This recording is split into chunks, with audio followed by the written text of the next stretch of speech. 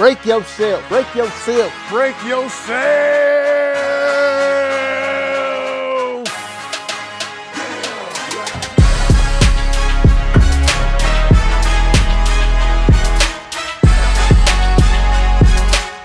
Welcome back to the Tony Bush Jr. Show, baby.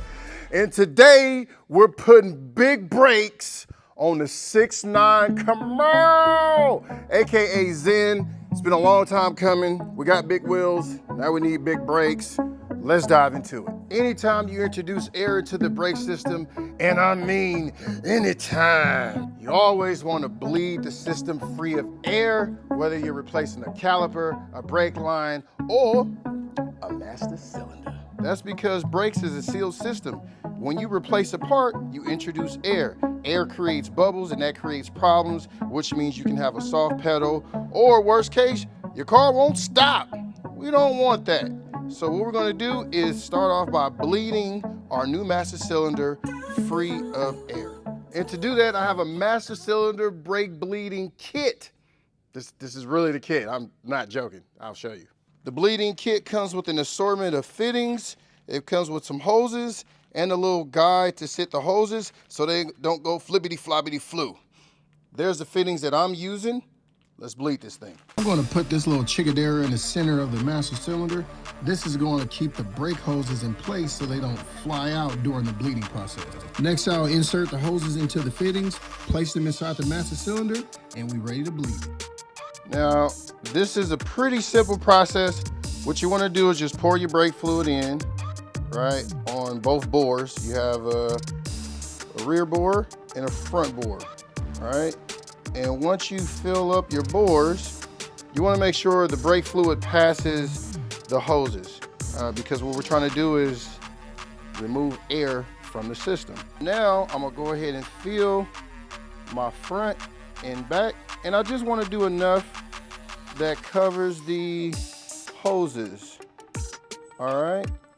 So I don't need to go all the way to the top. Once it starts absorbing fluid, then I might have to add some more, but we just wanna get a little bit there. We wanna get a little bit back there, okay? We wanna spread the love around. This is the piston, the piston.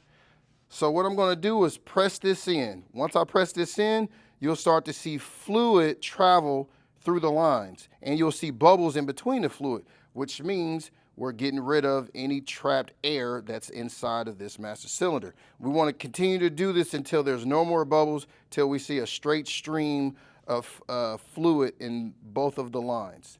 So I'm just going to start. Once again, I'm just going to keep doing this process until there's no more bubbles coming out, which means there's no more air. And when you do this, you want to make sure you press the piston all the way in. This bad boy is bled. All the air seems to be gone. Look, there's no bubbles. Now when I push this, I can't do it because I'm also recording, but when I push this, you should see no bubbles. All right, here we go. And if there's a small amount of bubbles, we'll handle that once we bleed the full brake system. See, there's just a tiny itty bitty specks in there. And I can't remove that, but if you look, the majority of it, it's all the way out. Let's carry on. Now I gotta install the brake lines. And let me tell you, they did not give me any instructions on how to install these or the map. So I had to figure it out, and once I did, I got the layout. Okay, there's the brake line for the front. It's gonna cross over from the passenger side, or from the driver's side to the passenger side. Here's the front line that's gonna connect to the rear of the car. Here is a diabolical fitting. Oh, I got a story about that fitting. I'm gonna tell y'all in just a sec. And then I go to the back, and then here are the brake lines that's going to go to the rear brake calipers. So let's do this. And now the old brake line is finally removed. Woo! That's a long brake line. Oh, whew, I could probably jump rope with that bad boy. Oh my goodness. Woo, and it's flexible. It's so flexible. The new brake lines are made for disc brake conversions. These are disc brake hard brake lines, and they come in 2 halves. Here's a little adapter to connect the front half to the back half. That should make this install a lot easier. I'm just gonna go ahead and route these brake lines through the subframe connectors, tighten that back up, route this through the front, all the way through the subframe, and then we should be in action. It sounds easy in theory, but none of it is, especially looking like this. I feel like one of the minions right now. Before we continue, I gotta tell y'all about this and this and the 2 weeks of headache that I've been going through. If you're doing a brake line conversion with pre-bent brake lines, sometimes the front lines will be a 3/16 brake line and a 3/8 brake fitting, okay, all around. In my case, the back brake lines are bigger than the front.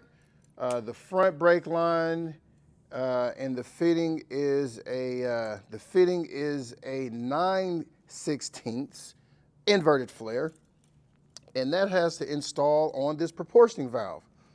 If you look, it doesn't take a genius. That is smaller than this, and it ain't gonna work.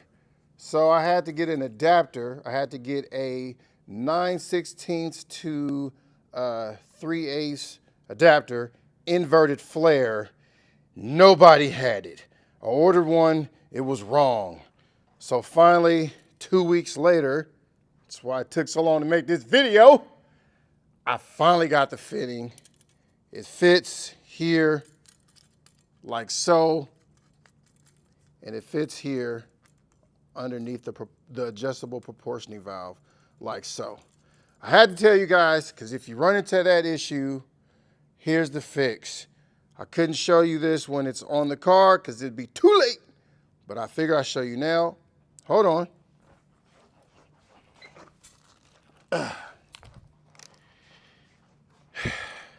Here's the information, the package with the part number in case you get stuck.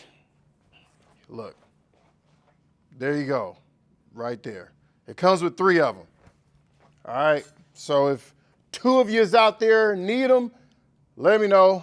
I will send it to you. You just pay for the shipping. All right, let's continue. I got my brake line ran all the way to the top. I'm going to have to do some adjusting to it momentarily. But first, the old master cylinder has to come off. Look, this thing had no assist. There was no vacuum booster. There was nothing. It was just all 100% foot muscle with drum brakes. Man, you can imagine how buff my toes was at the end of the day. So there's 4 little nuts that keeps this thing attached.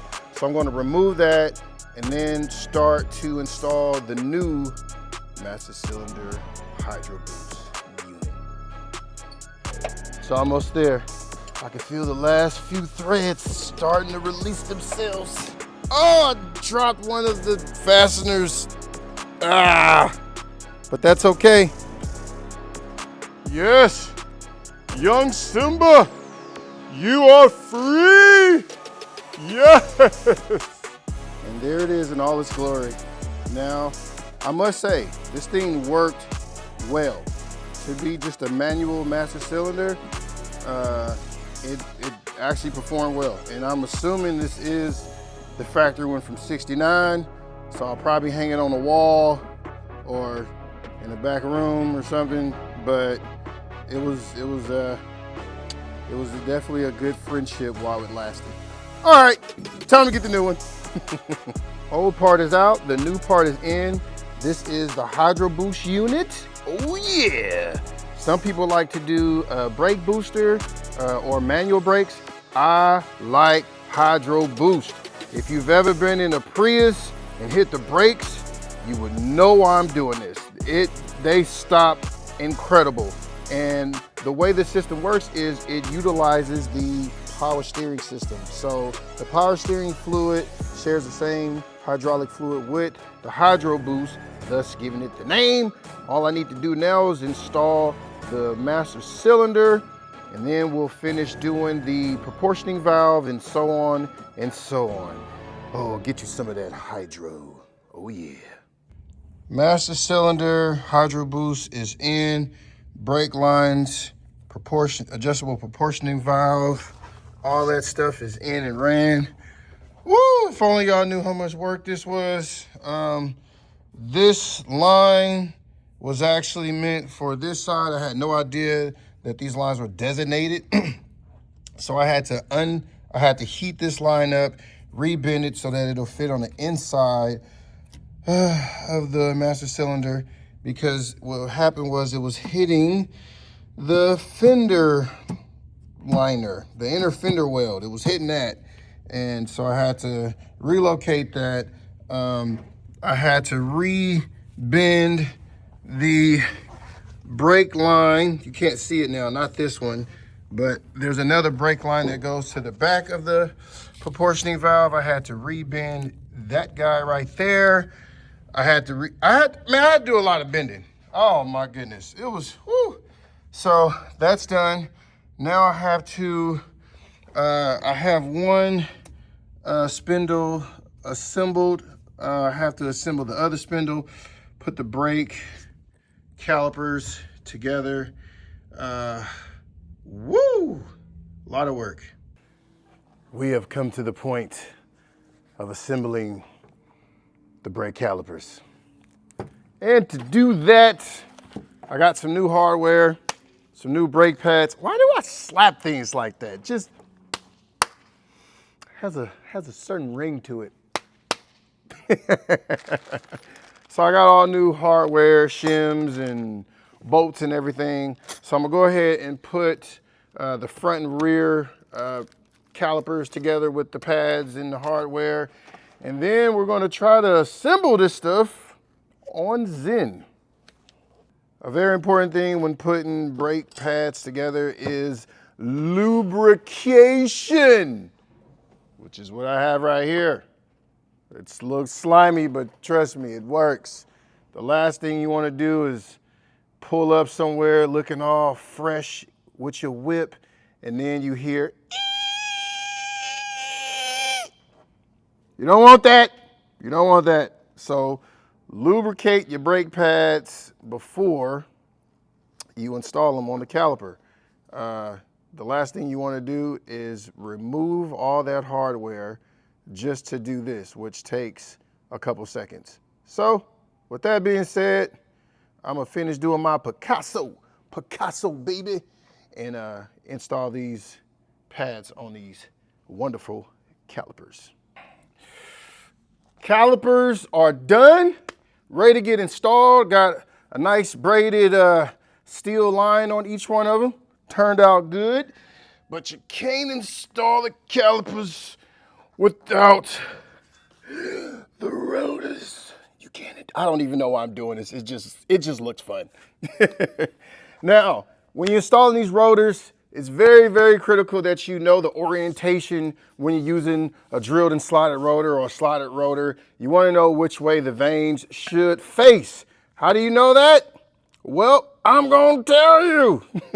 You want to make sure that they aim towards the back of the vessel, the vehicle. You don't want these to face forward. What that does is it helps dissipate heat, debris, any gases that build up in between the slotted and the drilled area.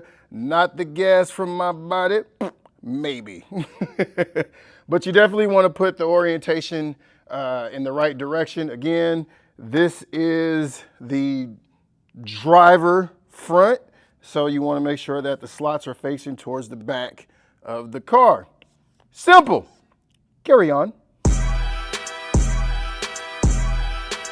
Motherfucker, I've been mortified, 45, feeling like a Mordecai. I ain't regular, feel like Jordan wearing 45. Traumatized, victimized, seen some of my die. Knock you off a base with a bat when them niggas slide. Homicide, genocide, televised, emphasize, perpetuating war. Tell that nigga he gon' pick a side. Hood ties from hood lines, now niggas doing dope lines. I'm running to the cops, that's a big exercise. Don't run into the cops, that's the motto. I don't see it coming to an end like legato. Get chipped like staccato, send a wave through the hood, now it's sounding like vibrato. Why you eat bread with avocado? We be trying to dodge shells before it landing our tomato. Singing all my sorrows on Apollo, I've been trying to pave the way, but they didn't tell me it was That potholes. was a ton of work. Like a ton, like maybe 2 tons. But the work is done. Check out the mother sucking rotors and calipers in the front and the back. It's finally done. Woo, this was a big yob. This was a big yob. You don't even use the J. You use yob. That's how big this was.